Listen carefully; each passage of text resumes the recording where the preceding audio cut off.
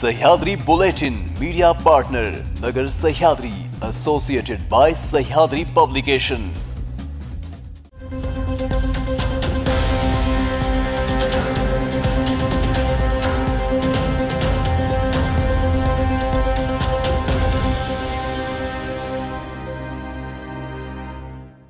नमस्कार, मी साक्षी, न्यूज 24 सह्याद्रीमध्ये तुमचं स्वागत।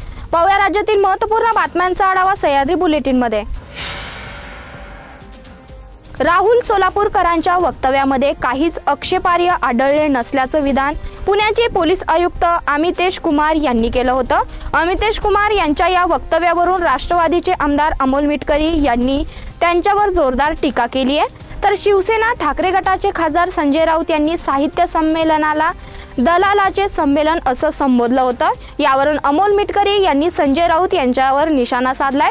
तर लवकरच अजित पवारांच्या राष्ट्रवादीत मोठ्या प्रमाणात इनकमिंग होणार असंही त्यांनी म्हटलंय। अमोल मिटकरी यांनी आज गुरुवारी अकोला येथे माध्यमांशी संवाद साधला। यावेळी त्यांनी विविध मुद्द्यांवर भाष्य केलंय। अभिनेते राहुल सोलापूरकर यांनी छत्रपती शिवाजी महाराज आणि डॉक्टर बाबासाहेब आंबेडकर यांच्याबद्दल वादग्रस्त विधान केलं होतं। यावर राहुल सोलापूरकरांच्या वक्तव्यामध्ये काहीच आक्षेपार्ह आढळलं नसल्याचं विधान पुण्याचे पोलीस आयुक्त अमितेश कुमार यांनी केलंय। याबाबत अमोल मिटकरी यांनी म्हटलंय की अमितेश कुमार यांनी एक प्रकारे राहुल सोलापूरकर यांना दिलेली क्लीन चिट ही देशद्रोहाच्या गुन्ह्यासारखीच असल्याचा आरोप त्यांनी केलाय। अमितेश कुमार यांची तक्रार राज्याचे उपमुख्यमंत्री आणि पुण्याचे पालकमंत्री अजित पवारांकडे करणार असल्याचं ते म्हणाले। अमितेश कुमार यांना महाराष्ट्राचा इतिहास माहिती नसेल तो माहीत करून घेण्यासाठी त्यांना छत्रपती शिवाजी महाराज आणि डॉक्टर बाबासाहेब आंबेडकरांवरील पुस्तके पाठवणार असल्याचं मिटकरी यांनी म्हटलंय। डोंबिवलीतील महापालिकेच्या शास्त्रीनगर रुग्णालयात प्रसूतीसाठी सुवर्णा सरोदे या महिलेला दाखल करण्यात आले होते। या महिलेचा दुर्दैवी मृत्यू झाला। नातेवाईक गेल्या 30 तासापासून हॉस्पिटल परिसरामध्ये ठिय्या मांडून बसले आहेत। त्यांची एकच मागणी आहे की डॉक्टरांनी ऑपरेशनसाठी परवानगी घेतल्याशिवाय त्यांच्या महिलेचं ऑपरेशन केलं। त्यामुळे आधी डॉक्टरवर गुन्हा दाखल करा, नंतर पुढची प्रक्रिया करा, त्याशिवाय आम्ही हॉस्पिटलमधून जाणार नाही, महिलेचा मृतदेह घेणार नाही, असं महिलेच्या नातेवाईकांनी सांगितलं। नवीन शैक्षणिक वर्षापासून विद्यार्थ्यांना दिले जाणाऱ्या शिक्षण संदर्भात तालुक्यातील शिक्षकांना चोपडा पंचायत समिती गट शिक्षण विभागाच्या वतीने तज्ञ मार्गदर्शकांच्या माध्यमातून प्रशिक्षण देण्यात येत आहे। चोपडा तालुक्यातील शिक्षकांना टप्प्याटप्प्याने प्रशिक्षण दिले जात आहे। जिल्हा स्तरावर तज्ञ मार्गदर्शक प्रशिक्षण घेऊन आल्यानंतर ते मार्गदर्शक तालुक्यातील शिक्षकांना मार्गदर्शन करीत आहेत। या प्रशिक्षणातून तालुक्यातील शिक्षकांच्या माध्यमातून विद्यार्थ्यांना शिक्षण दिलं जाणार आहे। त्यांच्या शिक्षणातून विद्यार्थ्यांना मोठ्या प्रमाणावर फायदा होणार असल्याचं मार्गदर्शक प्रशांत सोनवणे यांनी सांगितलंय। नंदुरबार जिल्ह्यातील अक्कलकुवा तालुक्यात यमन येथील विदेशी नागरिक आढळून आले। त्या नागरिकांना पोलिसांनी अटक केलंय, परंतु त्यांना 10 वर्षापासून आश्रय देणाऱ्या जामीन इस्लामिया संस्थेचे अध्यक्ष यांना अटक करावी। या संस्थेच्या कारभाराविषयी गंभीर स्वरूपाचे प्रश्न उपस्थित होत आहेत। या संस्थेला विदेशी फंड प्राप्त होते। हे फंड कुठून येते, या फंडांचा वापर कशा प्रकारे केला जातो, देशविघातक कृती तसेच फुटीर वाद्यांना आश्रय देण्यासाठी यांचा वापर होतो का, याची सखोल चौकशी करण्यात यावी, अशी मागणी भाजपाचे प्रदेश महामंत्री विजय चौधरी यांनी केली आहे।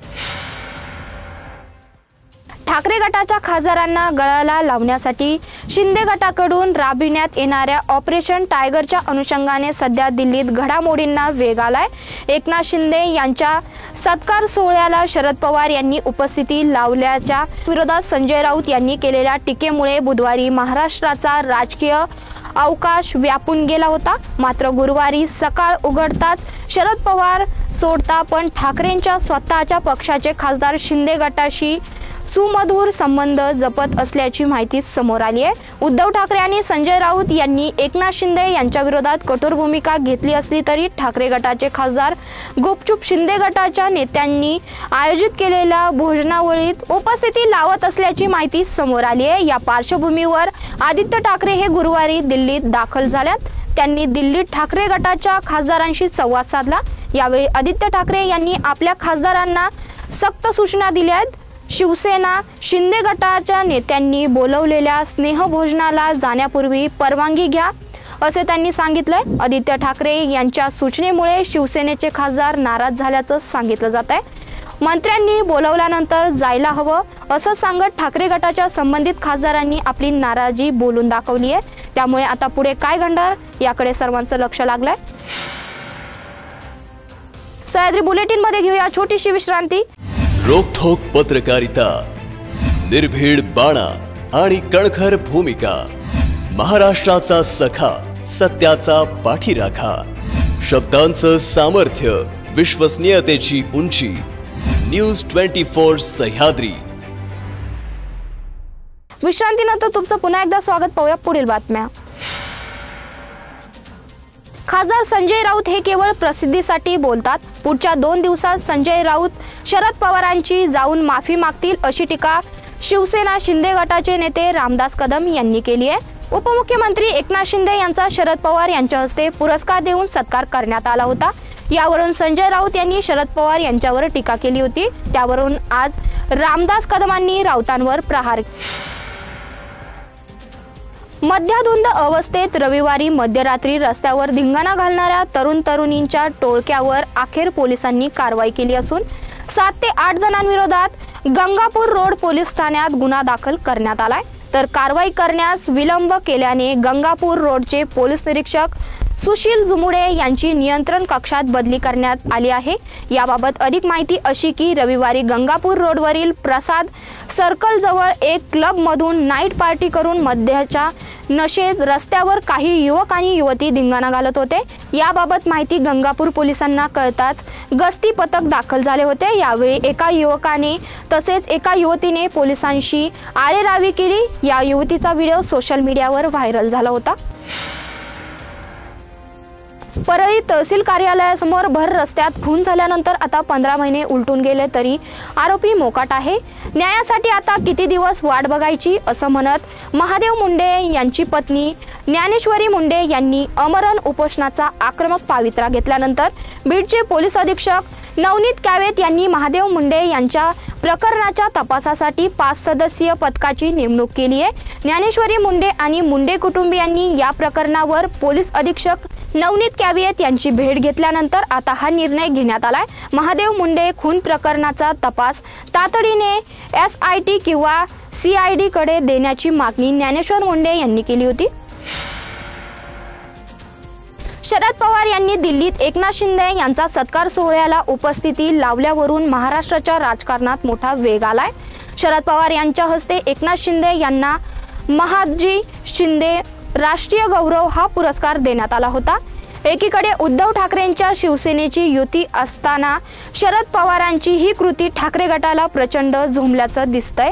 यावर शिवसेनेचा उभाटा गटाचे खासदार संजय राऊत यांनी शरद पवारांनी या कार्याला जायला नको होतं असं वक्तव्य केल्याने ते शरद पवारांवर नाराज असल्याची चर्चा होती। यावर मी नाराज नाही, आम्ही पक्षाची भूमिका मांडली। एकनाथ शिंदेंना शरद पवारांचा हस्ते पुरस्कार देणे हा पवारांचाच अपमान आहे असं म्हणत उपमुख्यमंत्री एकनाथ शिंदेंसह सरकारवर जोरदार टीका केली आहे। जर धनंजय मुंडे हे दोषी नसतील तर त्यांच्यावर कारवाई करू नका, पण आरोपींना मदत करणारे जे लोक अद्याप बाहेर मोकाट फिरत आहेत हे कोणाचे कार्यकर्ते आहेत हे पण शोधा। आम्ही कधी निर्दोष लोकांवर कारवाई करा असं म्हणलो नाही आणि म्हणणारही नाही, पण ज्यांचा दोष आहे हे आम्ही तुम्हाला पुराव्यानिशी सांगतोय। त्या लोकांवर सुद्धा अद्याप कारवाई का झाली नाही? किंबहुना बीडची बी टीम कोण चालवतंय असा संतप्त सवाल सरपंच संतोष देशमुख यांचे बंधू धनंजय देशमुख यांनी केलाय। संतोष देशमुख हत्या प्रकरणातील बी टीम अद्याप बाहेरच आहे हे आम्ही यापूर्वी सुद्धा पुराव्यानिशी पोलिसांना कळविले आहे, मात्र पोलीस त्यांना पकडून का कारवाई करत नाही हा आमचा प्रश्न आहे। हे लोक उद्या एखादं आणखीन गुन्हेगारी स्वरूपाचं कृत्य करणार नाहीत याची आम्हाला भीती वाटत आहे। म्हणून आम्ही म्हणतोय की संतोष देशमुख हत्या प्रकरणातील जे प्रमुख आरोपी आज जेलमध्ये आहेत त्यांना गाडी पुरवणारे, पैसे पुरवणारे, कस्टडीमध्ये असताना रग किंवा बिस्लरी बाटल्या अशा प्रकारचे साहित्य पुरविणारे अद्याप पोलिसांनी या लोकांसह आरोपी का केले नाही, असंही धनंजय देशमुख म्हणालेत. सह्याद्री बुलेटिन मध्ये इथेच थांबतोय. तुम्ही पाहता न्यूज 24 सह्याद्री.